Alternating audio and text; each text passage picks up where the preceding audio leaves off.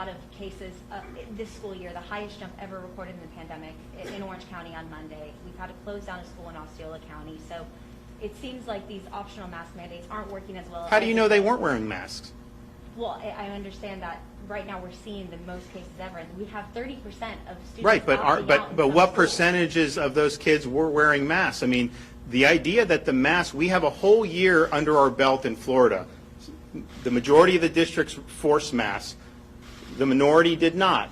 The results were not statistically significant. So yes, there's going to be positive tests. There were last year. There will be now. We're starting school year where the wave had already crested last year and it was really down. This year was more in the middle of it. And so that's just the reality. But to attribute that to the mask, you don't even know that they're getting infected in school. And in fact, the evidence is that they're much more likely to get infected in the community and at home than they are in the classroom. And so I'd be very careful. I understand, respectfully, people in your profession love having kids in masks. I get it. You guys have taken an editorial position on that, very clear. The data doesn't support it.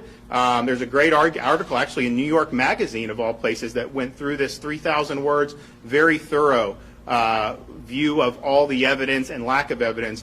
And I would point to, England just put out school guidance. You have other countries in Europe that have been doing it where they're respecting parents' wishes, and the results have not been any different. So attributing it to that or not, I think is a mistake. And I think what we've seen is, obviously, most school districts are following Florida law. You don't see any major differences between the districts that are following the law and the districts that are breaking the law, with respect to this. So I would just say that, we're in a situation where I think parents can best apprise that. I also would say, look at how Europe's handled it. Look how England is advising.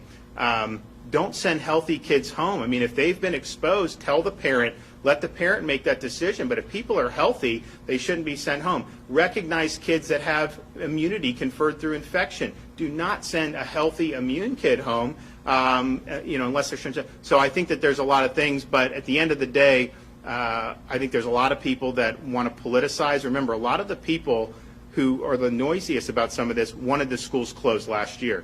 Remember, I got sued because they wanted the schools closed. They didn't want to even have to open the schools. And so I think these are a lot of the same people who don't want to follow state law and who are kind of, going about it that way. But at the end of the day, I can tell you, we think the data is very clear, and we think parents should be making those decisions.